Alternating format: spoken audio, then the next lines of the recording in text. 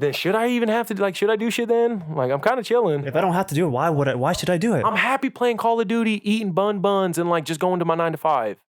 And my thing is, if you truly are happy, but guess what? It goes back to the very first thing you said 20 minutes ago, is acknowledging it for what it is. It's saying, if that's your choice, it's saying, I enjoy eating these buns, raising my blood sugar, increasing the probability of me getting diabetes. And what's the number one cause of death in the U.S.? Diabetes? Heart disease. Heart disease. Right. 680,000 people die every year from heart disease. The next one is 600,000. The next one's 200,000, whatever the next causes of death are. But I feel like that's so normalized nowadays that it's not even that big of a... But that's my point, is it's not that big of a deal because they're not acknowledging it for what it is. That's why when I'm sitting there saying, if that makes you happy, it makes you happy because you're blissfully ignorant to why it should actually make you miserable. Because if you ate clean and did the same actions, the next time you ate those ho-hos and those buns, you would feel like absolute...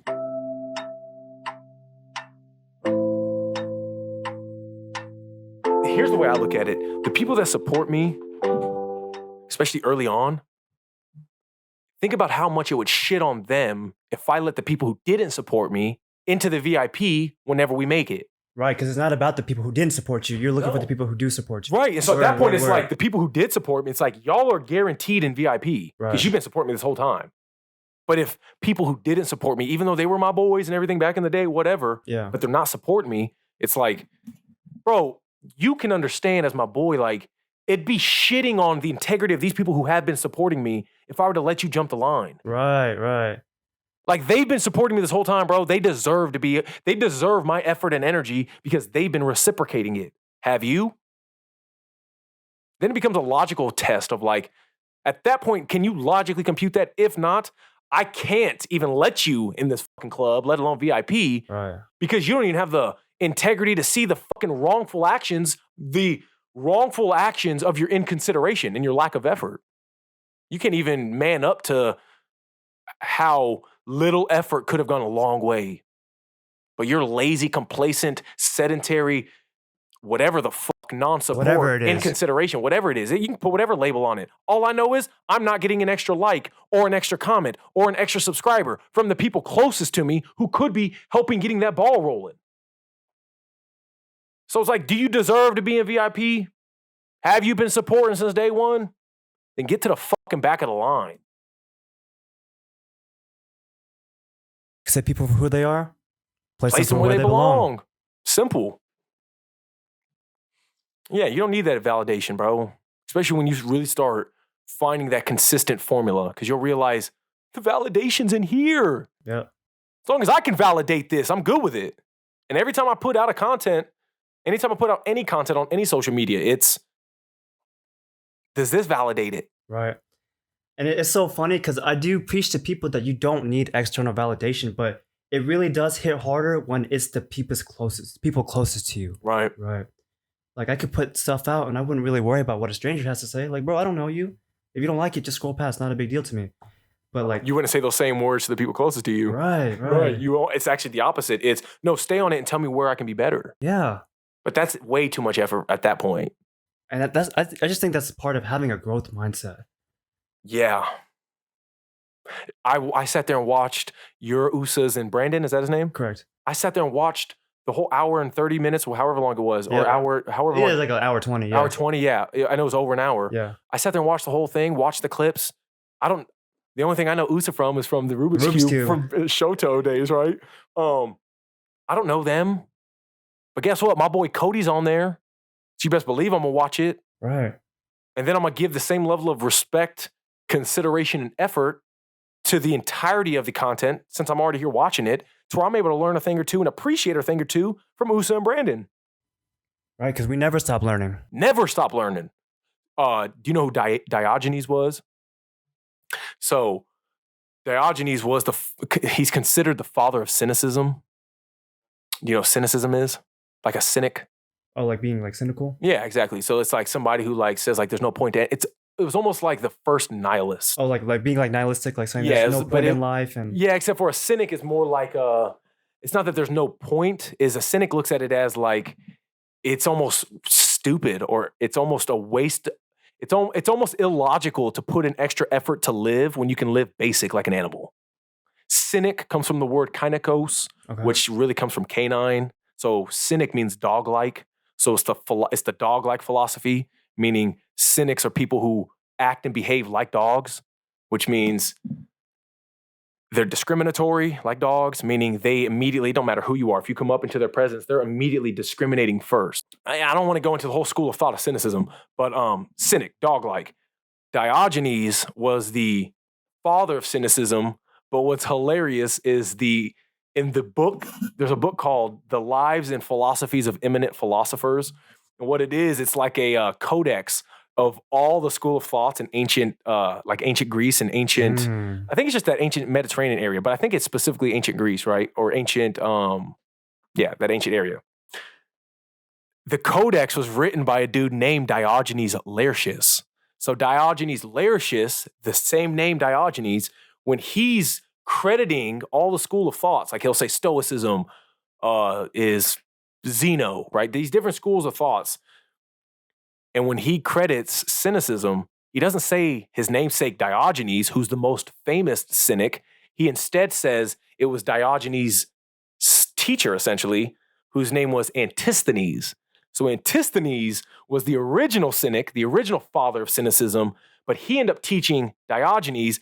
And Diogenes, the reason I bring Diogenes up is because he was such a proponent of being able to learn from anybody that he slept in a wine barrel, like in the streets, homeless, slept in a wine barrel. Because he said, I don't need anything but a wine barrel to sleep in. He was sitting there chilling as a homeless peasant and witnessed a child. He's over here drinking from a river or drinking from like a pond or a stream or whatever with this one hand cup that he's had like his whole life. Right. And he's drinking it. He's like, I only need one hand cup.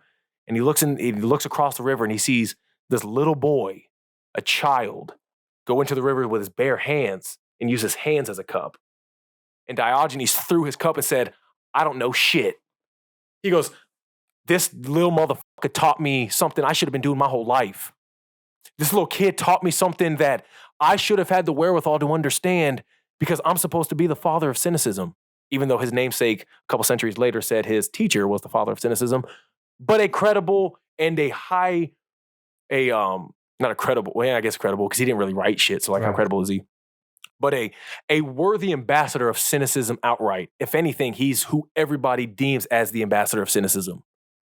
Even though Antisthenes, his teacher, we don't have a lot of information on him, but we have a lot of anecdotal scripts written from other like philosophers around his time. Yeah. And his teacher Antisthenes, without going into a diatribe on fucking Antisthenes, he was a firm proponent of it doesn't matter how far gone you are or how shitty of a human you are, there is always a redemption story. So out of all of Socrates' students, Antisthenes was not only the oldest, he was, I think, one of the most later ones to come on, and he was one of Socrates' favorite students. Because he was older, was a degenerate his whole life, essentially. Wow. One day met Socrates, learned the philosophies of Socrates, and said, my God, there's no point in being this way anymore. And was able to change his fucking ways. And he was like 40 or something whenever he did that. He was an older man when he did that. And that's what he stands as. He stands as, you can teach an old dog new tricks if he's willing to break the old conditioning habits that prevented him from being able to learn those new tricks in the first place. At some point, you just get tired of your own shit that there needs to be a change. At some point, you would hope you would get tired of that same insanity. Yeah. But that's where freedom of choice does come in. And a lot of the times people won't make that choice and they literally will die, not even realize they didn't even give themselves a shot to make that choice. Doesn't that make you feel so grateful and so lucky to know that we're able to digest this type of information at the age that we are? Dude, you want to talk about us looking back on the past and shit? Like, what if I was born here? What if I was born like this? I thank the universe every day for being born with the internet. Because we have God in our pocket at our disposal, omniscience readily available, where our ancestors even 50 years ago didn't. Yeah, bro, it makes you very grateful. But the end of that, Yang, is it also makes you very complacent. And it makes you very justified in your complacency and in your sedentary lifestyle because you do have it pretty great. Right, because you could do it when you want to, but most times you don't want to. You could do it one day, but usually you'll never start with day one. Because you don't have to. Because you don't have to. I don't have to wake up and train people, and I don't have to put in the work and try to be my best self. I get to do that. It's a privilege. And I don't think many people realize that, like, there are so many people that wish that they were in your position. The things that you take for granted every single day, people wish that they could just have at least half of what you have. Half of what you have. Are you starting to really appreciate that? Like, especially the more we've talked about your your heritage and your cultural predisposition? Absolutely. I mean, man, I watch back our videos, bro. Watching back those videos, even like I'm like, dude, this will be here forever.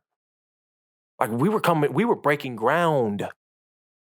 And that'll be there forever. Forever. You know what I mean? For people, future generations down, right? Yeah. You know how many Asian Americans I feel I can learn from those videos, bro? Right. I had so many people, this is not to knock against you. And it was just like, they were just like, oh man, there's no way he could relate. He's not Asian. But I was trying to tell him that, like, it's not a matter of you relating. It's about the matter of you understanding and having that compassion to try to understand. Right. Did any of them listen to the part where I was actually going in on Vietnamese history and everything, though? I had a couple of friends that are like, bro, he knows Vietnamese history better than I do. Nice. But it just shows you that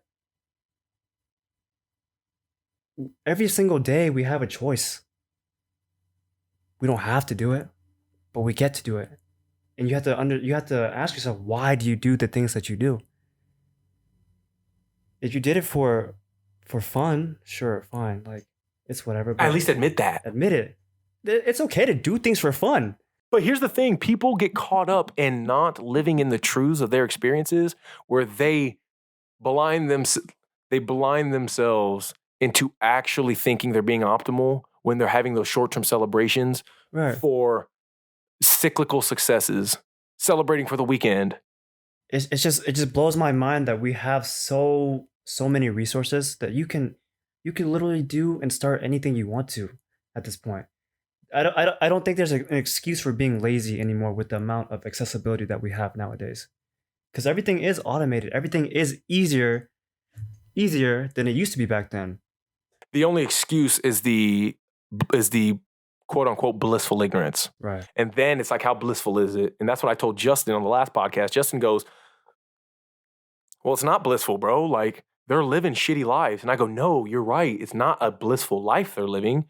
It's their perception is blissfully ignorant because they don't think their life is shitty. They think their life is just fine. And deep down, I don't think they actually think that. I think that's what they tell themselves in order to literally be able to survive day to day. They tell themselves that they're fine, which is why they don't support people, which is why they're afraid to fail. Because deep down, if they actually get uncomfortable, they might have to fail and feel insecure. And that's not a good feeling in the 21st century when there's nothing but security. So yeah, bro, it's a twisted, shitty circumstance that we're in, but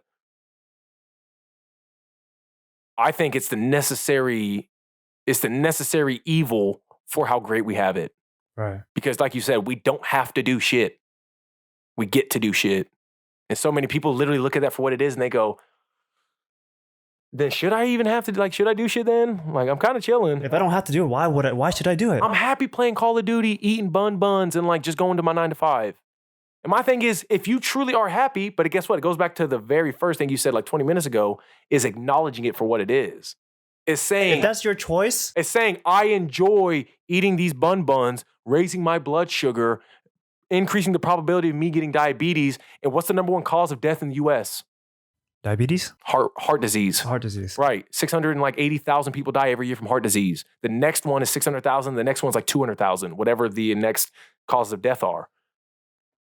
But I feel like that's so normalized nowadays that it's not even that big of a... But that's my point, is it's not that big of a deal because they're not acknowledging it for what it is. That's why when I'm sitting there saying, if that makes you happy, it makes you happy because you're blissfully ignorant to why it should actually make you miserable. Because if you ate clean and did the same actions, the next time you ate those ho-hos and those buns, you would feel like absolute... You would feel how you should feel, which is spiked with a bunch of bullshit processed garbage. But again, they're blissfully ignorant, bro. They don't see it for what it is because they have nothing to cross compare it to because they've only known comfort and security. Because that's normal for them. It's normalized.